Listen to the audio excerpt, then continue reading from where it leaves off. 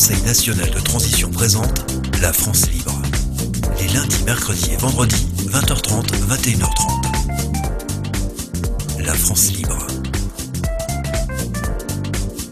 La Constitution et la République n'existent plus. Le Conseil national de transition est la seule autorité publique, légale et légitime représentant la souveraineté nationale du peuple français, en droit français et international. C'est une organisation déclarée à l'ONU.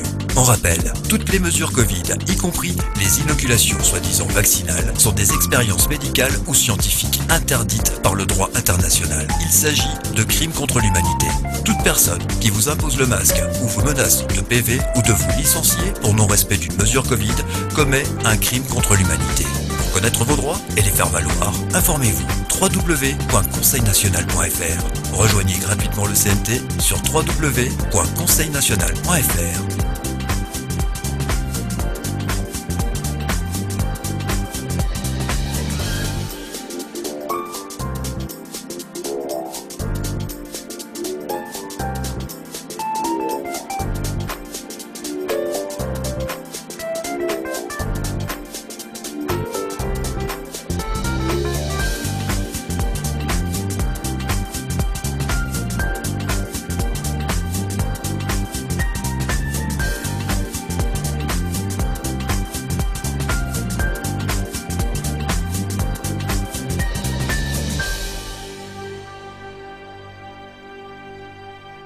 Ils sont légion, ces Français qui résistent à l'apartheid le week-end, mais également la semaine. Ils manifestent pour la liberté. La liberté de l'être humain en France est un des vœux du Conseil national de transition.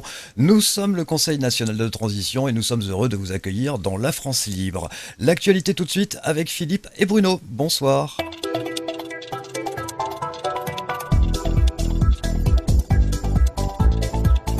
Bonsoir Philippe, bonsoir Serge, bonsoir Sylvain. Donc on a la chance ce soir d'accueillir Serge qui va nous parler d'un sujet très intéressant, surtout pour les membres du CNT. Et ben moi je vais commencer notre émission par vous donner une bonne nouvelle. C'est que notre très chère amie Delphine Cosme est sortie hier, le 10 août, de sa détention, sous étroite surveillance, mais sachez qu'elle se repose maintenant avec sa famille et qu'elle a besoin de reprendre des forces. Donc, courage pour elle et bravo, bravo pour cette sortie et pour ce retour à la liberté. J'ai un deuxième sujet dont je vais parler un petit peu, c'est un sujet juridique. C'est qu'en fait, la Déclaration des droits de l'homme et du citoyen a toute sa force et qu'elle est totalement valable en ce qui concerne la constitutionnalité. La Déclaration des droits de l'homme et du citoyen est dans le bloc de constitutionnalité et elle a la même force et la même valeur que la Constitution de 1958. Je dis ça parce que certaines personnes au niveau des réseaux sociaux ont pu contester cette chose en disant que c'était la Constitution qui primait sur la Déclaration des droits de l'homme. En réalité, c'est totalement faux. Les deux ont la même valeur. En ce qui concerne la hiérarchie des normes, la Déclaration des droits de l'homme et du citoyen et la Constitution sont au même niveau. Et quand on sait que l'article 16 de la Déclaration des droits de l'homme dit que toute société dans laquelle la garantie des droits n'est pas assurée ni la séparation des pouvoirs déterminée n'a point de constitution. Eh bien, donc, ce que dit le CNT depuis longtemps, c'est-à-dire que depuis 2008, la République n'existe plus, c'est totalement vrai, totalement validé à plusieurs niveaux. Parce que d'abord, le non-respect du référendum de 2005 montre que les droits du peuple français n'ont pas été respectés. Et d'autre part, la séparation du pouvoir n'existe plus. Elle n'existe plus depuis longtemps. Parce que le parquet, comme vous le savez, les procureurs, les juges du parquet dépendent directement du ministre de la Justice. Et il y a eu d'autres violations de la Constitution, bien plus nombreuses depuis, avant même cette fameuse pandémie qui nous casse les pieds. Donc en fait, il est totalement clair et net que nous ne sommes plus en République. Voilà, la Constitution a été violée et la Déclaration des droits de l'homme en premier a été violée avant tout. Voilà ce que je voulais dire et je te passe la parole. Philippe, merci à tous. Oui, bonjour à tous, bonjour à toutes. Juste pour rebondir sur ce que dit à l'instant Bruno, qui est très important, la Déclaration des droits de l'homme et du citoyen, ça n'est pas une relique, c'est quelque chose qui fonctionne et ça fonctionne sur la base d'idées qui, à leur époque, ont été incontestées, qui, en 1948, ont été reprises justement par l'ONU pour le monde entier, avec quelques petites variantes très faibles, et qui, aujourd'hui, ont exactement la même valeur que la Constitution de 1948 et le préambule de 1946. Effectivement, ceci constitue le bloc constitutionnel français. Bon, voilà, donc il faut bien se mettre ça dans la tête. Il n'y a pas l'idée que parce que nous sommes en 2021, c'est la loi de 2021 qui prévaut sur les principes de la DDHC. Alors, je ferais juste une remarque quand même, c'est que la DDHC, pardon, ne formule pas des lois, elle n'écrit pas des lois, elle donne des idées générales du cadre dans lequel les peuples doivent vivre, à partir desquels, effectivement, on fait des constitutions et on fait des lois. Hein, voilà. Donc, c'est la base, c'est le socle sur lequel on fait des constitutions et des lois. Donc voilà, donc ça c'est très très important et c'est pas du tout du passé. Et les lois qui nous sortent aujourd'hui, notamment dans le cadre des obligations médicales, de ce qu'on appelle la tyrannie sanitaire aujourd'hui, hein, c'est vrai que ça nous casse un petit peu les pieds. Et ben ces lois-là, elles sont pas basées sur les règles de la DDHC. Voilà, donc ces réglementations-là, elles sortent du cadre de la DDHC. Donc elles sortent du cadre principal en quelque sorte. Hein. Elles sont hors cadre hein, et non pas hors cadre ou dans le cadre. Donc c'est ça qu'il faut reconnaître, qu'il faut bien reconnaître effectivement.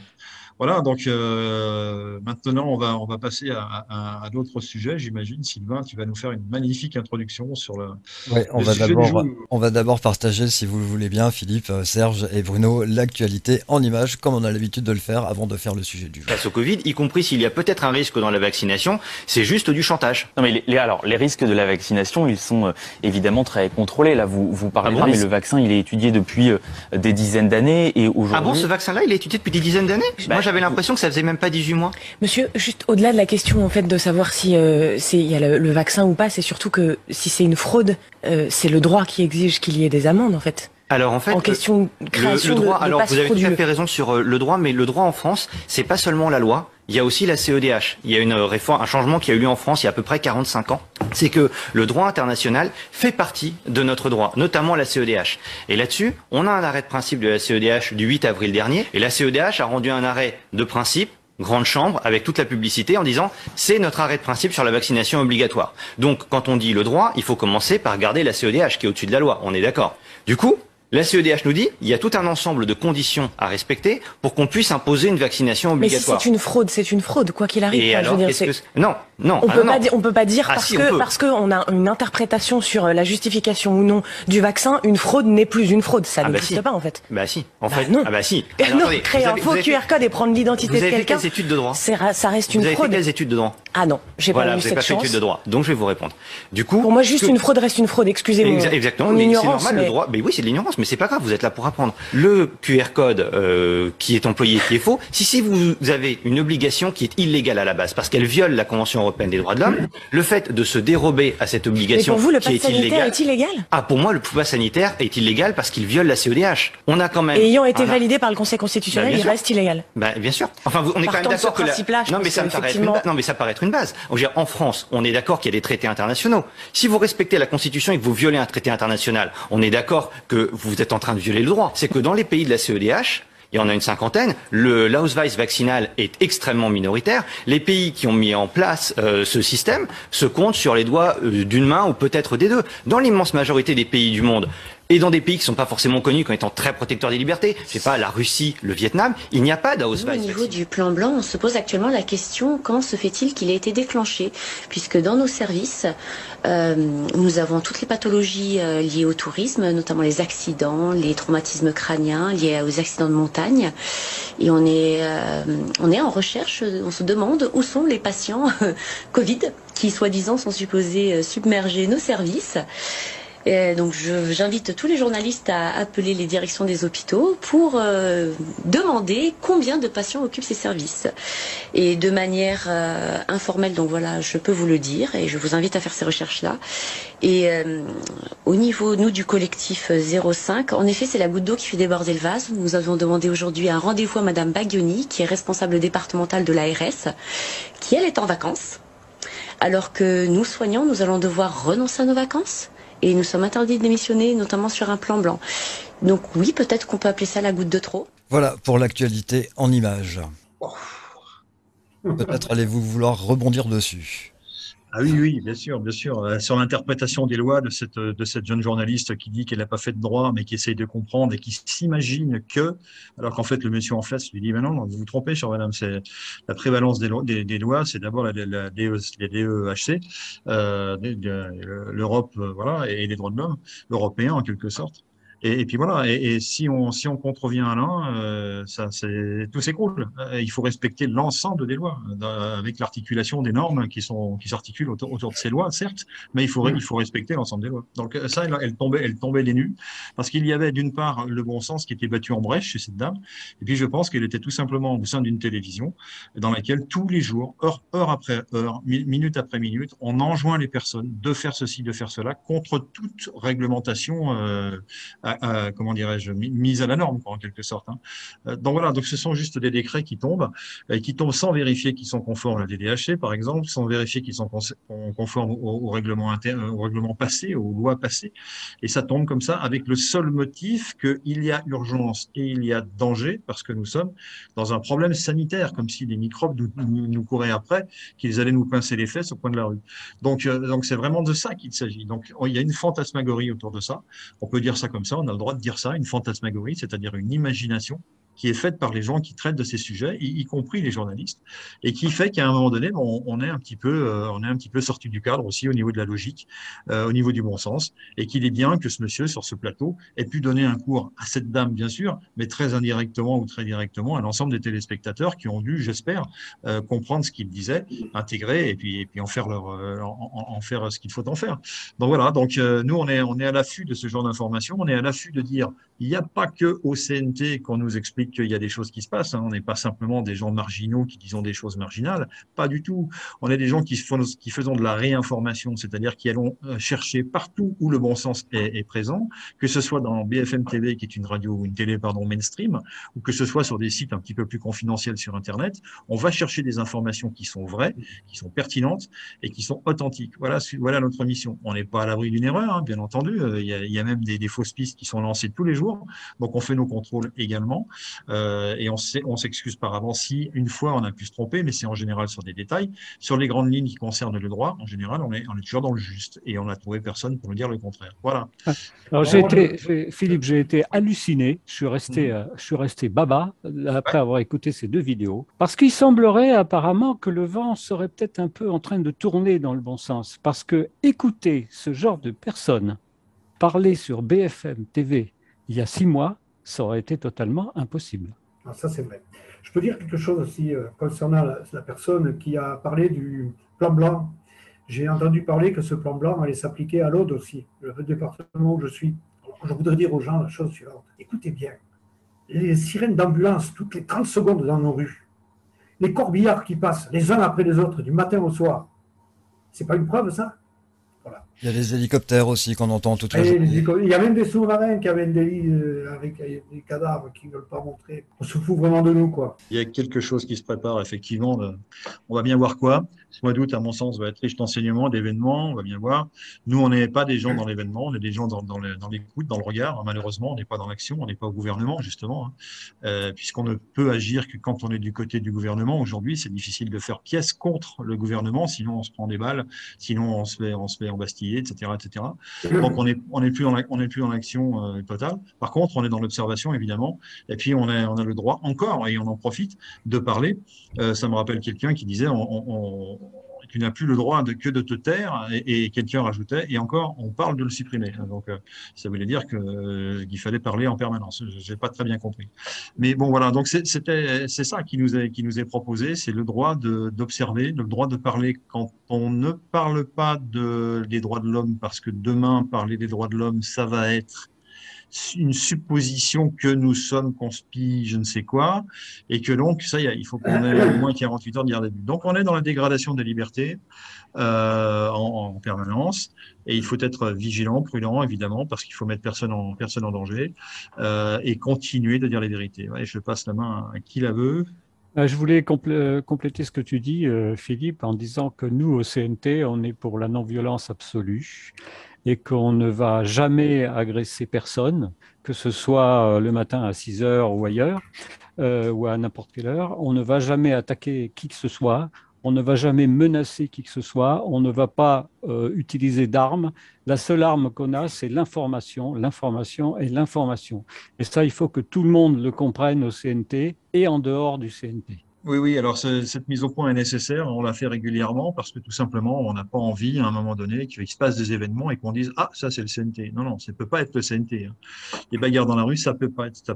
On veut être extrêmement clair par rapport à ça. Alors que bien sûr, il y a peut-être des groupes, hein, je ne vais pas citer de nom d'abord parce que je ne les connais pas, mais j'ai des échos de gens qui voudraient en découdre tout simplement et passer à des actions plus nerveuses, ce qui peut se comprendre compte tenu de l'énervement général. Mais de là à avoir des projets nationaux, c'est un autre débat. Donc nous, on n'est pas du tout là-dedans.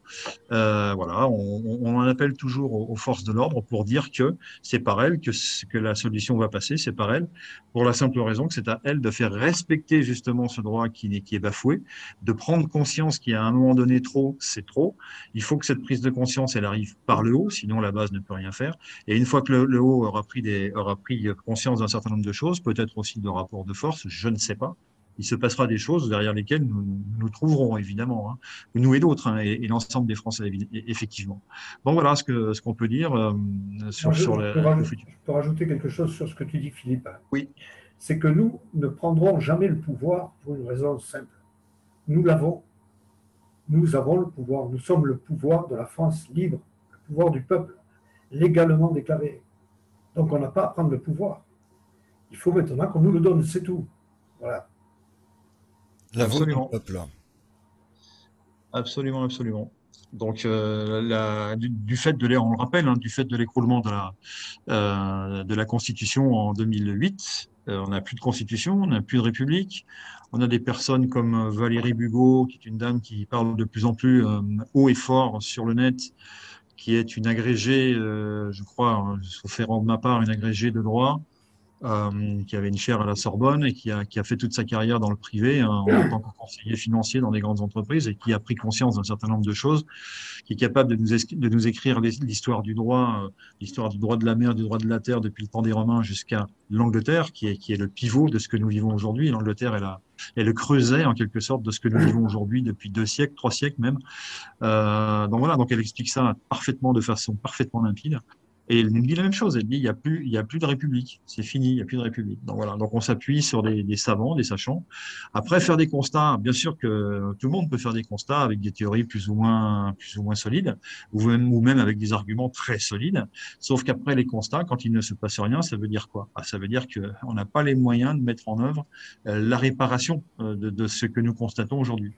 Voilà, donc ça, on en retombe toujours au même point. Et effectivement, tout à fait vrai, on n'a pas besoin du pouvoir, puisque le CNT est en soi un outil juridique qui nous donne le pouvoir dès lors que nous avons des ennuis avec notre gouvernement officiel. Aujourd'hui, les ennuis que nous avons, c'est tout simple, c'est qu'on n'a plus de gouvernement, il y a plus de République, plus de Constitution. Donc, et on n'est pas seul à le dire. Donc, à un moment donné, il faut dire stop, l'empereur est tout nu, on avance comme un canard sans tête qui va bientôt s'arrêter de courir. Et si on ne fait pas quelque chose, eh bien voilà, il va se passer des choses embêtantes. Donc voilà, donc on n'est pas là pour affoler les gens, on est là pour les informer, tout simplement. Très bien. Eh bien, on va passer au sujet de ce mercredi 11 août. Allons-y. Le mercredi soir à 20h30, le Conseil national de transition présente La France libre. Des discussions, des rubriques, de l'information. Se faire vacciner contre la Covid-19 est essentiel pour prévenir la contagion et la contamination, et donc pour aider à faire décroître l'épidémie dans le pays. Mais ce n'est pas forcément anodin. notamment après la deuxième injection. Vous avez probablement dans votre entourage déjà entendu des témoignages relatant des effets secondaires intenses de la deuxième dose de vaccin contre la Covid-19. Fièvre carabinée, douleurs dans le bras paralysantes, frissons dignes d'une grippe et fatigue totale pendant 24 heures. Ce n'est pas rare du tout et l'Agence nationale du médicament prévient même que c'est normal et qu'il faut s'y attendre. La fréquence des réactions systémiques et particulièrement de la fièvre, de la fatigue et maux de tête est plus importante lors de l'administration de la deuxième dose par rapport à la première. Pour l'Agence nationale du médicament et l'Organisation mondiale de la santé, il ne faut pas s'inquiéter si vous ressentez des effets secondaires particulièrement violents. En effet, le vaccin contre la Covid-19 se fait littéralement en 2 temps. La première injection sert de coup de semonce pour alerter le corps. Le corps a besoin de temps pour absorber la particule virale et l'intégrer, l'identifier. Enfin, n'oubliez pas que si vous faites partie des chanceux qui ne ressentent quasiment aucun effet secondaire du vaccin contre la Covid-19, vous êtes aussi bien protégé contre le virus que votre collègue qui a 39,5 de fièvre et tremble sous sa couette. Le sujet de ce lundi, et nous avons donc Serge pour débattre de ce sujet, détresse des personnes qui ont subi la perte d'un proche. Bonsoir Serge. Bonsoir à tout le monde, bonsoir à tous les amis, à tous ceux qui nous regardent. Oui, alors voilà, moi j'ai eu la chance d'être le coordinateur d'une commission santé qui s'est, on va dire, étalée à peu près en 12 semaines de travail. J'ai pu connaître des gens formidables qui avaient fait un excellent travail. Et ça nous a inspiré des idées, et notamment celle-ci qui a été collégiale et qui est de créer une cellule d'entraide pour la situation à venir. Parce que nous pensons, et je pense que nous ne sommes pas les seuls, que l'automne risque de nous amener beaucoup de problèmes, notamment chez toutes les personnes qui se sont fait vacciner. Moi qui vous parle, j'ai perdu un cousin qui est mort à 62 ans, il n'avait jamais été malade, il s'est fait vacciner, 1 mois après il était mort. Donc il va y avoir certainement beaucoup d'effets secondaires et peut-être de décès. Et on risque de perdre des personnes très proches, comme on a connu le cas d'un jeune qui a perdu ses 2 parents en même temps, il n'y a pas si longtemps, ou d'un père qui a perdu son fils de 22 ans, 1 heure ou 4 heures après avoir été vacciné. Donc, voilà. Et nous avons pensé que tous nos amis qui ont passé du temps à informer les gens depuis plusieurs années maintenant, depuis au moins 2020, en leur expliquant qu'il fallait faire attention, que ce n'était pas anodin, que ce n'était peut-être pas un vaccin, qu'il fallait voir de quoi il était composé. Tous ces gens qui ont pris la peine d'informer ne sont pas à l'abri justement d'une grande détresse morale s'ils perdent quelqu'un de proche. C'est d'autant plus dur que, par exemple, d'avoir dit à son fils « ne te vaccine pas, ne le fais pas », et il le fait quand même, parce que son copain l'a fait, sa copine l'a fait, puis la télé a dit que, bon. Donc, cette idée nous est venue de ne pas laisser nos amis dans la détresse morale que peut représenter la perte d'un être cher. Alors, ça c'est une idée, mais comment faire? Parce qu'en fait, ça a une exigence, c'est que nous sommes quand même un grand corps. Je parle du CNT, nous couvrons toute la France, donc ça demande une organisation. Alors, on a planché sur le savoir-faire et le faire savoir. Alors, on va commencer par le faire savoir. Je pense qu'il faudrait que l'on organise par région une antenne, une cellule, par exemple, un téléphone ou un mail sur lequel un de nos adhérents dans la détresse pourrait aller se réfugier pour parler de son malheur.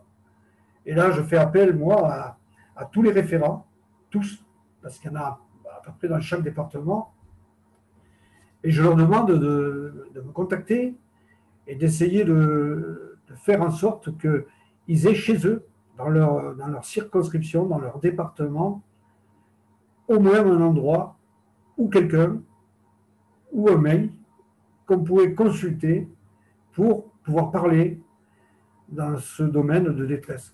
Et alors, ça c'est comment dire, le premier point. faire en sorte que des gens organisent une antenne consultable. Voilà. La deuxième chose, c'est une fois que c'est établi, faire un email à chaque adhérent du CNT. Pourquoi? Ben parce que le soutien dans la détresse morale, ce n'est pas quelque chose qui s'improvise facilement. Ça répond à des exigences. Il faut un savoir-faire. Alors on pourrait, par exemple, en quelques points clés, donner à chacun le savoir-faire nécessaire en première urgence pour ne pas commettre les erreurs qu'on commet d'habitude et pour vraiment être dans l'entraide. Alors, il faut savoir que l'assistance à une personne en détresse, ça ne peut être ni imposé, ni distant. Voilà, déjà pour commencer. Et la première chose à faire est de s'oublier soi-même. Ça, c'est indispensable. Oublier son propre vécu, ses propres blessures, afin d'être le plus neutre possible. Tout ça, il faudra le formuler pour que les gens puissent s'en inspirer. Il faut que nous soyons conscients que cette aide ne sera pas ponctuelle. Elle peut s'étaler dans le temps. Parce qu'une personne qui est dans la détresse, elle ne va pas se soigner dans les 10 secondes. Il va falloir lui porter assistance dans une certaine durée. Voilà. Et bien sûr, si on n'est pas compatible avec la personne, parce que ça peut arriver, ben, il faut passer le relais. Ce n'est pas un échec, c'est que tout le monde ne s'entend pas avec tout le monde. Il y a des caractères, il y a des... Bon, on est à l'affinité ou pas. Voilà. Alors, nos vécus propres, dans ces cas-là, doivent être complètement neutres. C'est-à-dire que nos cœurs sont ouverts et nous sommes dans l'empathie. Voilà. Et ça aussi, il faudra le formuler pour que les gens s'en imprègnent et sachent comment donc l'articuler dans la mesure où ils ont besoin de s'en servir. On a besoin aussi que tous nos sens soient en éveil dans ces situations-là. C'est-à-dire il faut capter au maximum les petits détails que nous transmet la personne dans la douleur. Alors, une personne dans la souffrance, il faut étudier sa voix, sa tonalité, sa gestuelle, sa démarche, les paroles qu'elle dit, les pleurs, le port de tête, les yeux. Il faut savoir qu'un regard voilé, ça dénote une détresse profonde. Il faut aussi il faut porter une attention importante aux personnes fortes. Parce que souvent, les personnes fortes se sont caparaçonnées, elles sont dans une coquille, et lorsque cette coquille se fracture, eh bien, le dommage peut être très, très important. Donc, toutes ces choses que je suis en train de vous dire là, ça fera partie d'un mail pour que les gens qui vont être dédiés à donner les premiers secours à la personne morale atteinte sachent ce qu'il faut faire et ne pas faire, commettre et ne pas commettre. L'écoute est le maître mot de l'aide. C'est un petit peu une thérapie verbale. Voilà.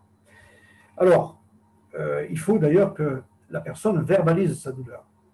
Et c'est là que, enfin, sa douleur, elle peut être des sentiments qu'elle avait avec la personne qu'elle vient de perdre, ça peut être une culpabilité qu'elle a par rapport à cette personne et qui se retourne contre elle dans cet état d'émotion, enfin, etc. Il peut y avoir beaucoup de choses. Ça demande beaucoup d'énergie et de patience.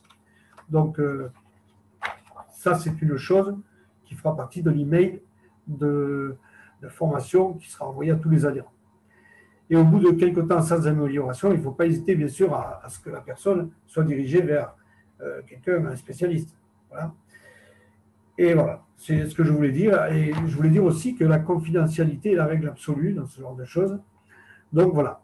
Alors si je vais résumer tout ce que je viens de dire là, en fait, premièrement, avec les référents, créer un point de touche qui soit un téléphone, soit un email, soit quelque chose qui dans le département peut être joignable par une personne en détresse. Ça, c'est la première chose. Et deuxième chose, l'information aux adhérents avec la synthétisation de ce que je viens d'évoquer, c'est-à-dire qu'il faut que chacun puisse aider quelqu'un. Voilà, et ne pas commettre les erreurs qui sont nuisibles dans ces moments-là. Genre, tu viens de perdre ton père, oui, mais tu sais, moi aussi j'ai perdu le mien, alors tu vois, moi ça m'a fait ci, moi ça m'a... Non, stop, c'est pas ça, c'est pas comme ça. Voilà. Donner donc cette information. Voilà. J'ai résumé. C'est l'idée que nous avons développée. On travaille dessus. Je pense que ça sera opérationnel début septembre, enfin, tout au moins courant septembre. Ce qu'il faudrait, c'est que les référents à qui je fais appel, j'espère, et qui nous écoutent là, m'envoient leur assentiment, comme quoi ils sont d'accord de faire ça. En fait, rien n'est imposé, hein, c'est simplement pour s'entraider. Donc, qu'ils me disent ceux qui sont d'accord, s'ils ont un numéro joignable, et puis on fera pareil, nous, et puis voilà. Et quand tout sera formulé, quand tout sera clairement établi, nous vous rejoindrons à l'état-major pour vous soumettre le texte de l'email qu'on a l'intention d'envoyer, et on le fera. Voilà. Voilà. J'ai terminé ma prestation. Grand et belle idée, tout à fait tournée vers les autres. Effectivement, bravo, hein, c'est une belle idée. Pas facile à mettre en œuvre, à mon avis, parce qu'il va falloir écouter de la bonne façon, il va falloir restituer de la bonne façon, ne pas se tromper, faire en sorte que les personnes ressortent sur leurs deux jambes quand elles sont arrivées à quatre pattes ou sous terre. C'est un job, évidemment, on a un job de soignant, hein, que nous avons, notamment dans OCNT, on a toute une série de personnes qui sont tout à fait capables de rentrer dans ces schémas. Après, la question qui se pose, c'est qu'est-ce que font les pouvoirs publics aujourd'hui par rapport à ce type de phénomène? C'est-à-dire, si je suis en détresse parce que j'ai perdu quelqu'un contre toute attente, à qui je m'adresse aujourd'hui? Est-ce qu'il y a des solutions? Oui, alors, bien sûr, il y a des solutions. Il y a des psys, il y a des psychiatres, il y a le médecin déjà pour commencer. Mais Ouais.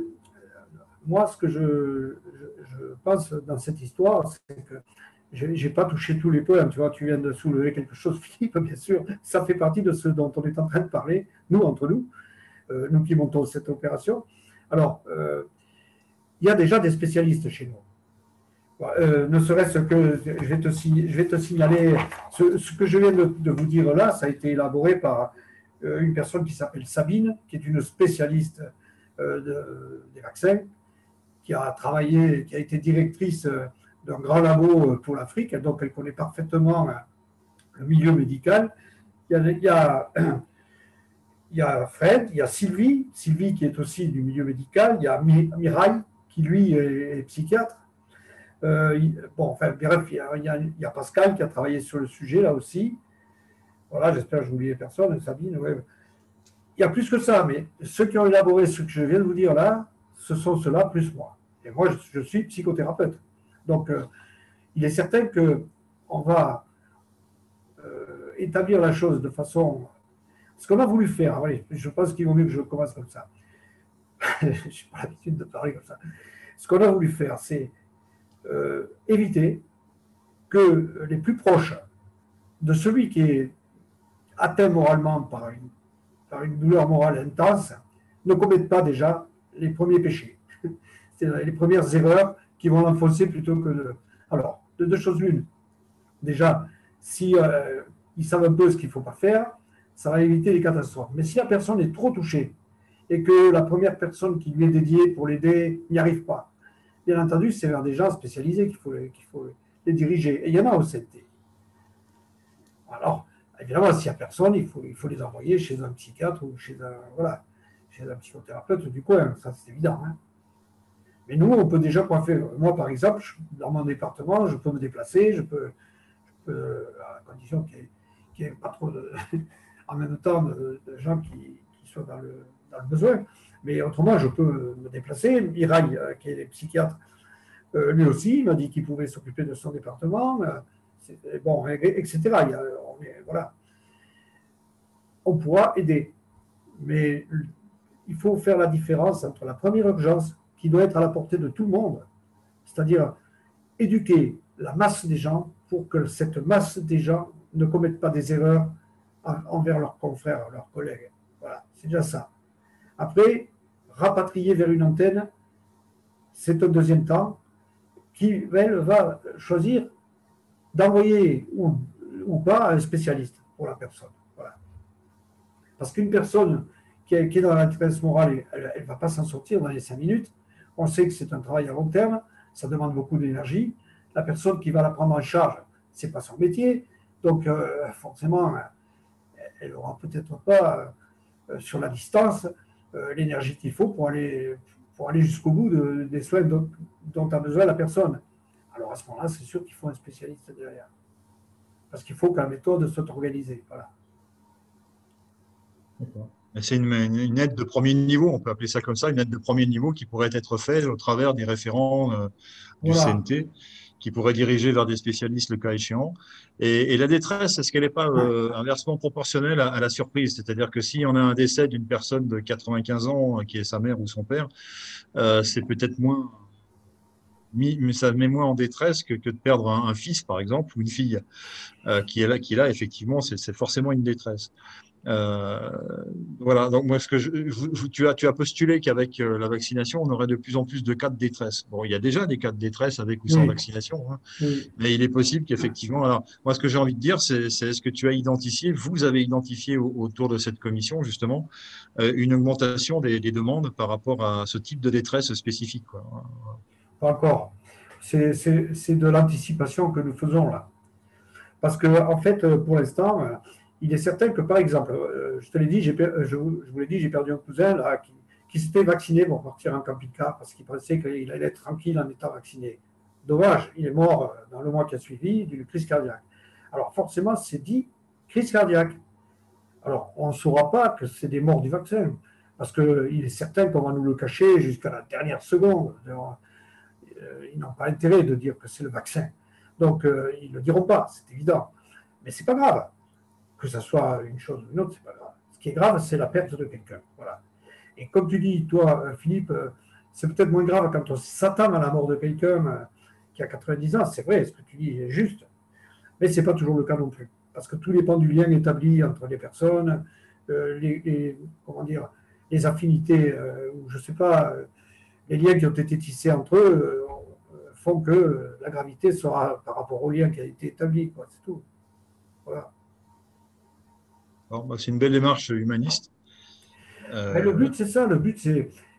Parce que, en fait, moi, je me dis que, par exemple, dans les guerres, ça revient à une guerre, ça. Dans les guerres, on essaye de traiter les choses dans leur sens général avant d'en arriver au cas particulier. Pourquoi? Parce qu'il y a des morts en pagaille. On n'a pas le temps, de s'occuper de chaque cas. Les médecins n'ont pas le temps de s'occuper de chaque cas.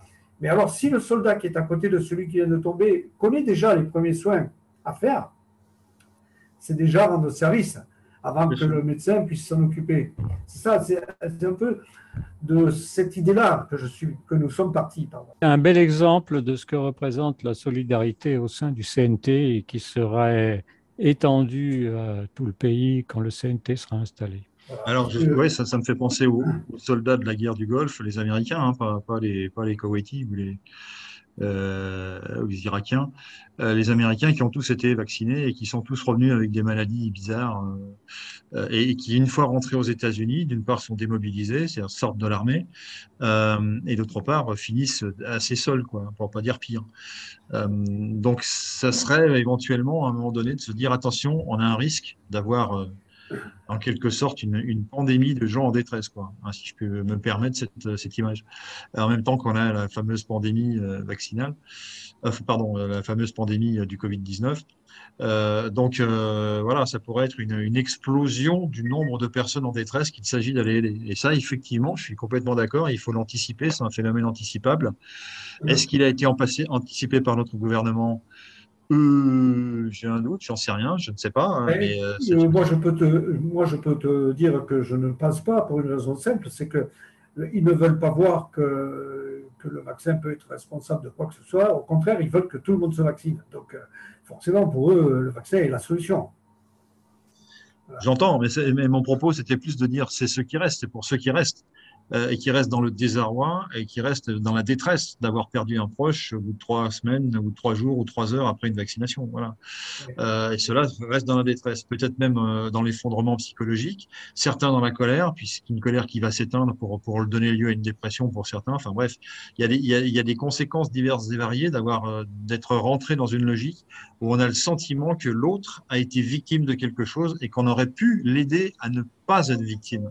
Parce que je crois aussi que ça peut faire partie de la détresse, ça. Quand on dit à quelqu'un, non, on va pas te faire vacciner, fais pas ça, ça me paraît pas très bon, c'est pas un vaccin, c'est une expérience médicale, etc. Et l'autre, il dit, non, non, je fais comme à la télé, il se fait piquer, 3 jours après, il est mort. Bon, là, on porte forcément une responsabilité morale. On se dit, j'ai pas été assez convaincant. Est-ce que nous portons la responsabilité, dans ce cas-là, est-ce que nous portons la responsabilité morale vis-à-vis des personnes avec qui on a eu simplement une discussion par rapport à la vaccination et qui, elle, était tout à fait pour, alors que vous êtes tout à fait pas d'accord. Comment ça se passe? S'il arrive un malheur suprême, comment ça se passe? Est-ce qu'on dit, yes, j'avais raison, tu vois, t'es mort et moi je suis vivant? Ou bien est-ce qu'on se dit, j'ai pas été assez bon pour convaincre, si on peut convaincre quelqu'un, mais appuyer suffisamment fort pour limiter ce risque-là. Et c'est là qu'on rentre en détresse, parce qu'on culpabilise en plus d'être à l'origine de ce décès. Quoi. Et là, je crois que, Philippe, il ne faut pas tomber dans ce piège de la culpabilité, parce que c'est ce que veulent nos adversaires. Ils veulent culpabiliser toute la population et c'est pour ça que même sans en arriver à des extrêmes comme les décès d'un proche, il y a énormément de gens qui ont en ce moment des problèmes psychologiques suite à ce qui se passe depuis 1 an et demi et toutes ces mesures complètement loufoques et arbitraires qui sont prises. Donc c'est ce qu'on cherche à faire au niveau de la population, c'est à créer une culpabilité. C'est la faute du peuple, c'est la faute de la population. Vous n'avez pas fait attention, vous n'avez pas fait ci, vous n'avez pas fait ça, alors qu'en fait, c'est la faute de ceux qui nous gouvernent. Point final. Alors, moi, je vais répondre à Philippe. Ce qu'il a dit est intéressant. Bruno, bravo de ce que tu viens de dire. C'est parfaitement juste, mais je vais répondre à Philippe quand même, parce que... Alors, Philippe, je vais te dire quelque chose. Je vais te donner la réponse d'une des adhérentes de mon équipe, là, qui m'a fait une réflexion qui va répondre à ce que tu disais, toi. Elle m'a dit, j'ai tout fait pour que mon fils ne se fasse pas vacciner. Tout. Il l'a fait quand même. Alors elle m'a dit, ben, qu'est-ce que tu veux? C'est le libre arbitre. Chacun fait ce qu'il veut de lui-même. Et bien moi, j'ai décidé de lui donner le plus d'amour possible. Tu as raison, Serge. Et moi, personnellement, d'expérience, je peux vous dire que lorsque je discute avec des personnes qui veulent se faire inoculer et que je n'arrive pas à leur faire comprendre la raison, eh bien, j'estime que je n'ai pas de culpabilité à avoir puisque j'ai fait ce que je devais faire, mon devoir d'information et de réinformation. Voilà, parce qu'après, c'est le libre arbitre. Il ne faut pas oublier ça quand même. On est en train de nous enlever tellement de liberté qu'on oublie que la première des libertés que nous avons, c'est le libre arbitre. Alors, ça, c'est une loi universelle. C'est-à-dire qu'on ne peut pas s'insurger contre le libre arbitre de quelqu'un. Si ton propre fils te dit « Papa, je me vaccinerai quoi que t'en dises », il a fait son choix. Pas oublier que nous sommes des âmes qui avons déjà véhiculé plusieurs vies et que nous en véhiculerons encore d'autres. Donc, en fait, c'est un choix d'âme. On n'a rien à dire. Alors, c'est un choix d'âme. Oui, peut-être. Moi, ça me va bien, vos réponses me vont très bien. Hein. Mais quand quelqu'un dit je pars au Vietnam dans les années 60 pour défendre les valeurs américaines, on sait qu'il y a une chance pour que le monsieur il se prenne une balle. Parce que c'est dangereux, quoi. Mais par contre, dire je vais me faire vacciner en se disant j'ai une chance sur 2, c'est la roulette russe, je pars, embrassez-moi, chers parents, parce que je pars me faire vacciner, j'ai une chance sur 3 d'être soit handicapé, soit plus, ça sera du masochisme. C'est plus du libre arbitre. Le libre arbitre, il vient du fait que les personnes n'ont pas dans leur cerveau le déclic qui leur fait comprendre ce que vous avez essayé de leur dire. Parce qu'elles sont totalement polarisées par rapport à ce qu'elles entendent, elles sont totalement lessivées du cerveau, si je puis m'exprimer ainsi, et on n'est pas arrivé à revoir le truc, quoi. Donc voilà. Et là, c'est beaucoup plus cruel pour ceux qui restent. Hein, c'est ça que je veux dire. Hein. Quelqu'un qui part à la guerre, il a une chance de se faire tuer. Quelqu'un qui part se faire vacciner, a priori, il part pas pour se faire tuer, quoi. Ouais, c'est ça que je veux dire. Hein. Voilà. Non, en fait, tu as raison, tu as parfaitement raison. Non seulement il ne part pas pour se faire tuer, mais il part pour se sauver, pour se faire sauver. Absolument. Et là où c'est dramatique, c'est qu'on est arrivé par des journalistes qui sont vraiment... voilà le drame. Le drame est là.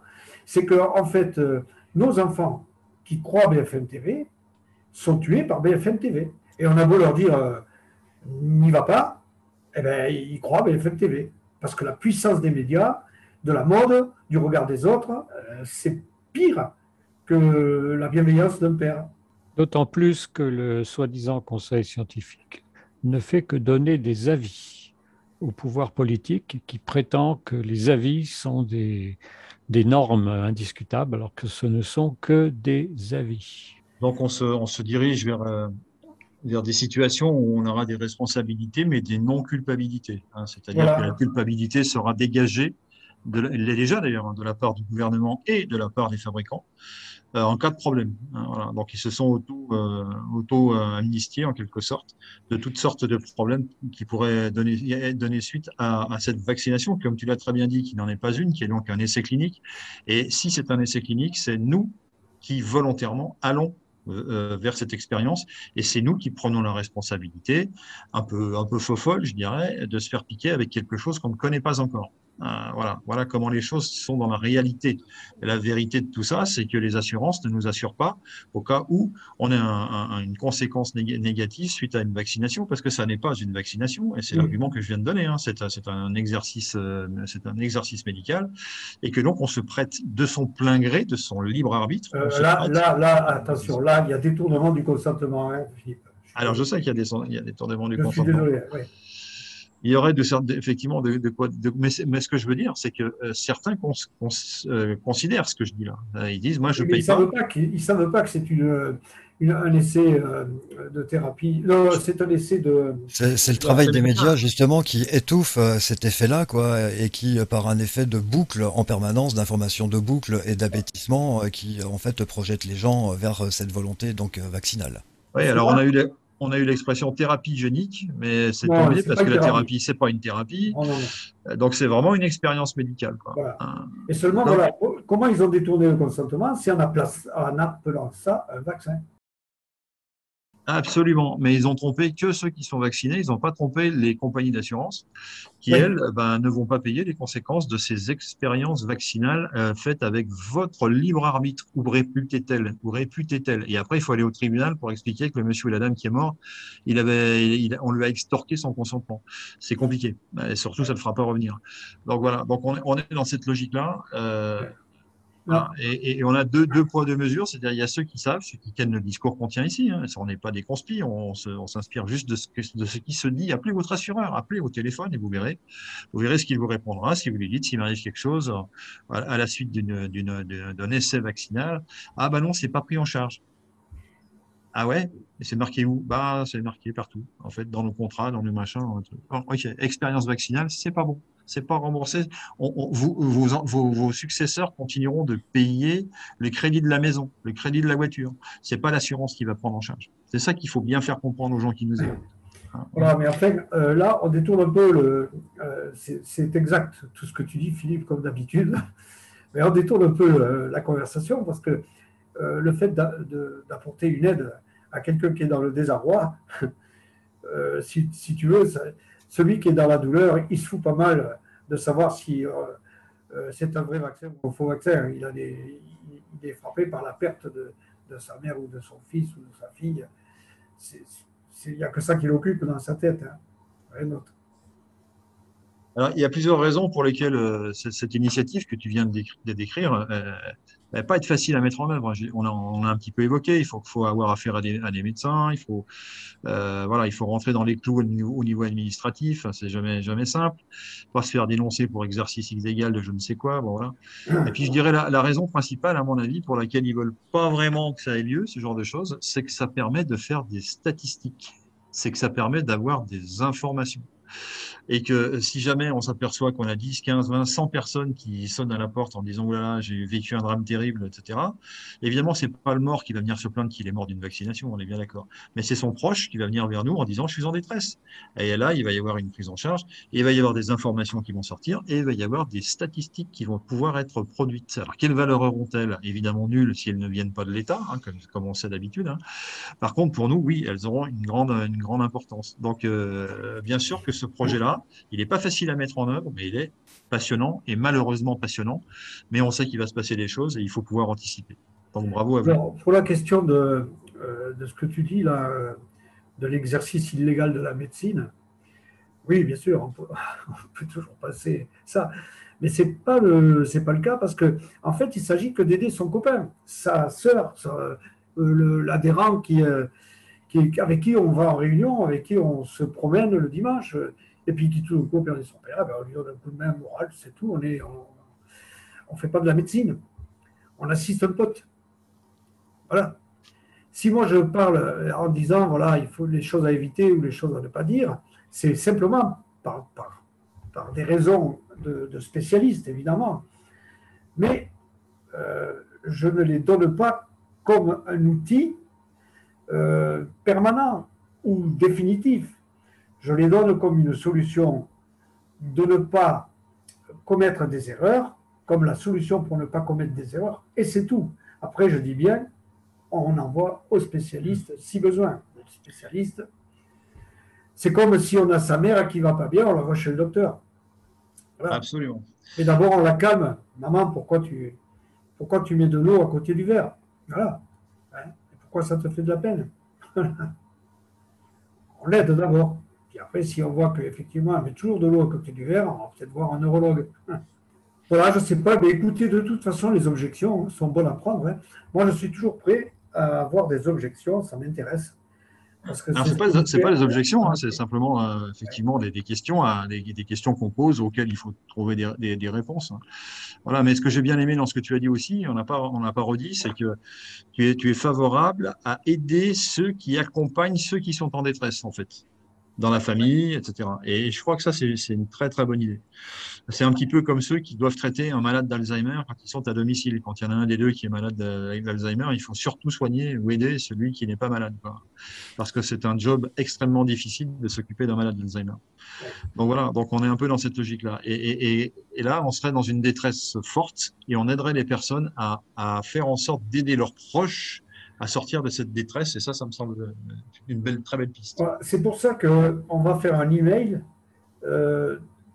explicatif pour justement donner les moyens à n'importe qui, en fait, de ne pas commettre des erreurs et d'aider tout de suite quelqu'un, que ce soit son père, sa mère, n'importe qui, ou le frère du frère.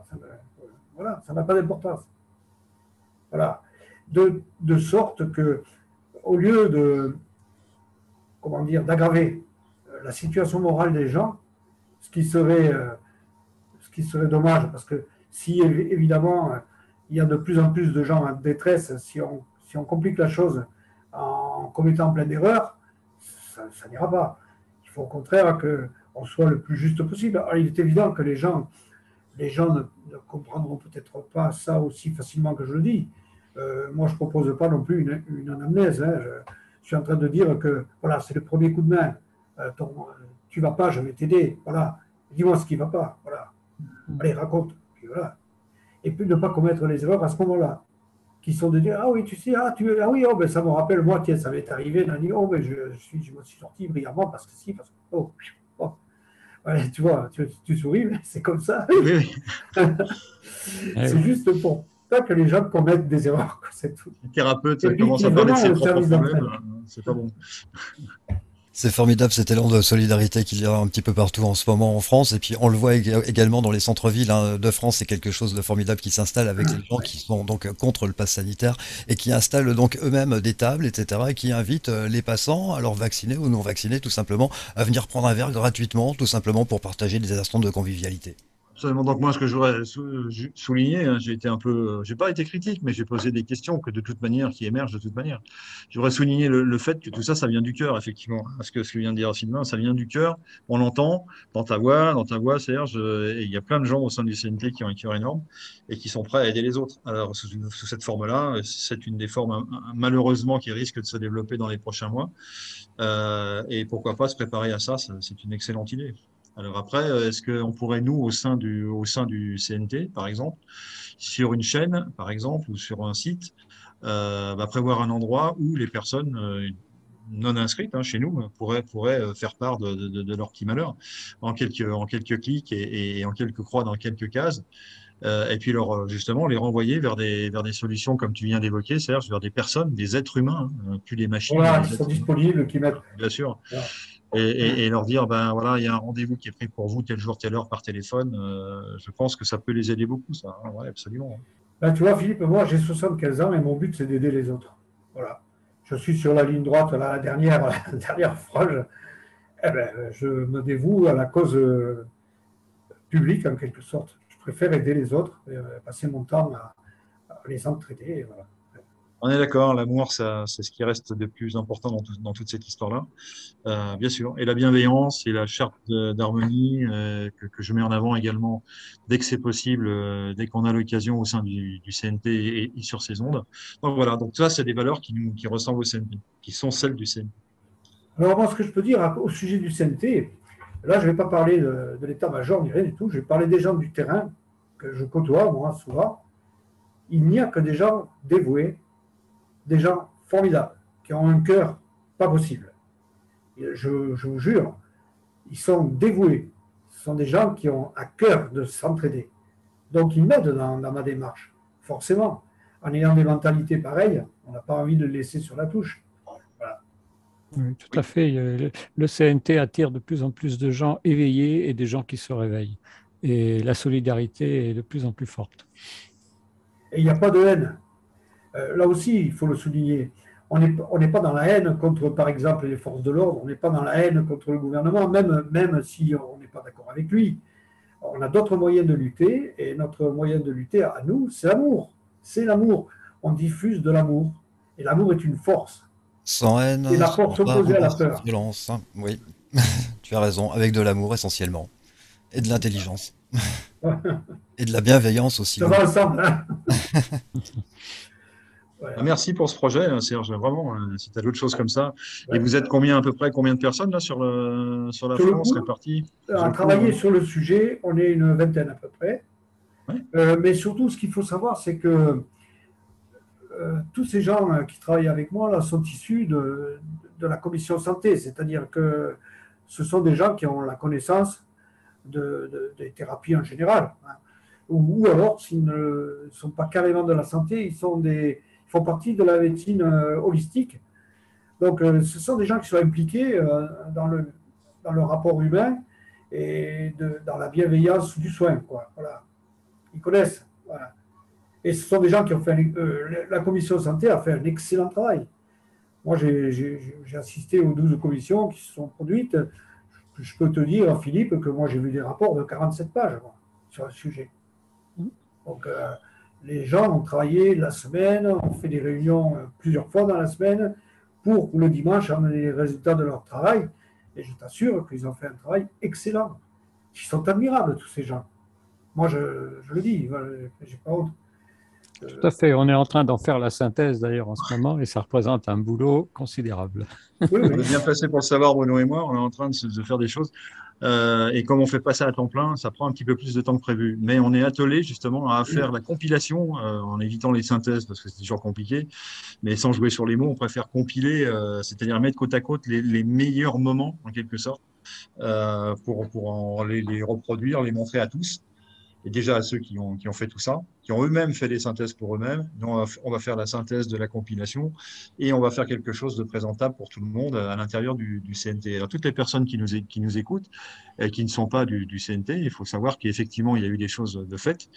C'est bien de le rappeler. Pendant 12 semaines, ce que tu évoquais tout à l'heure, Bruno ou Serge, donc des commissions qui représentent 12 activités principales de ce que c'est par exemple, de ce que c'est qu'un gouvernement, hein, ministère de la Santé, ministère des Sports, ministère de l'écologie, etc.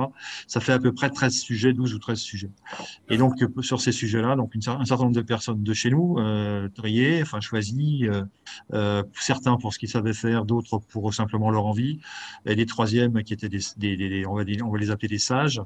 Voilà, toutes ces catégories ont été brassées pour donner des groupes de travail sur un sujet donné. Voilà, donc on vient de parler de la santé en l'occurrence, et je vous ai laissé écouter ce que disait Serge, ce que Serge avait à dire sur les résultats de la commission santé qui vont sembler merveilleux. Alors, je ne crois pas que Serge soit médecin, quoi qu'il a des compétences de soignant, mais voilà, donc, non, tu n'es pas médecin. Hein. Non, je suis psychothérapeute. Je suis issu de la psychanalyse, oui. D'accord, tu es issu de la psychanalyse. Donc voilà, mais il y avait plein de gens dans la santé qui n'étaient pas forcément des soignants, hein, tout simplement, hein, et qui avaient des idées, notamment sur l'organisation des hôpitaux. Enfin, ça partait dans tous les sens. Donc il a fallu en faire une synthèse, évidemment, récupérer toute cette connaissance, toute cette intelligence, quelquefois toutes ces astuces, parce qu'on a le droit aussi d'avoir des astuces, hein, même quand on est au gouvernement.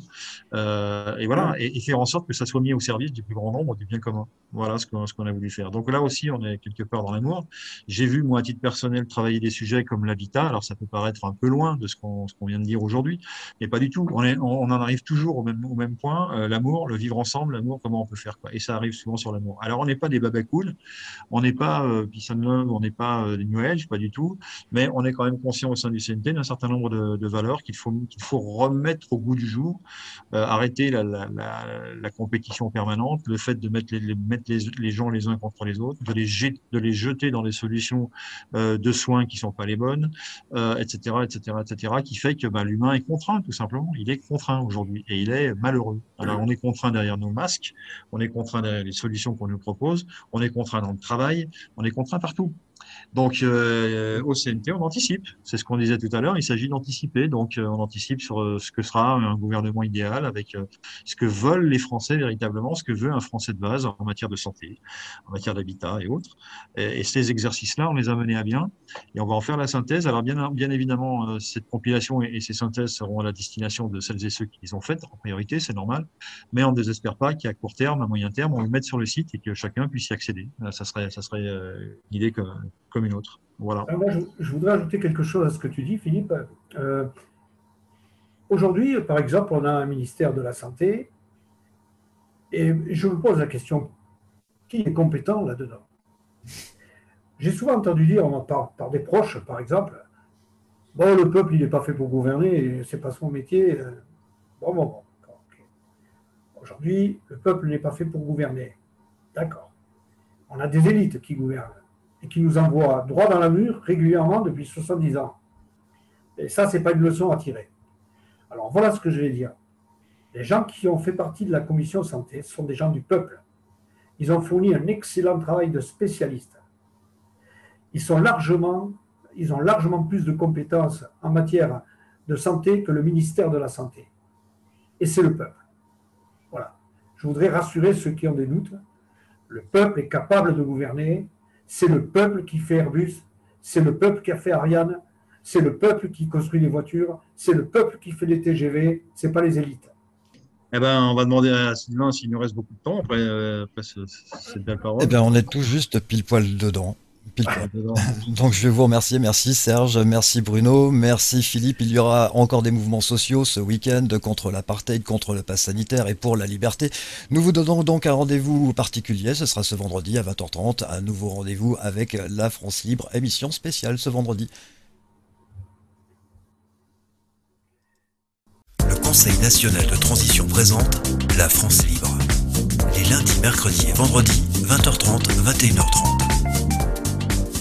La France libre. La Constitution et la République n'existent plus. Le Conseil national de transition est la seule autorité publique, légale et légitime représentant la souveraineté nationale du peuple français, en droit français et international. C'est une organisation déclarée à l'ONU. On rappelle, toutes les mesures Covid, y compris les inoculations soi-disant vaccinales, sont des expériences médicales ou scientifiques interdites par le droit international. Il s'agit de crimes contre l'humanité. Toute personne qui vous impose le masque ou vous menace de PV ou de vous licencier pour non-respect d'une mesure Covid commet un crime contre l'humanité. Pour connaître vos droits et les faire valoir, informez-vous. www.conseilnational.fr. Rejoignez gratuitement le CNT sur www.conseilnational.fr.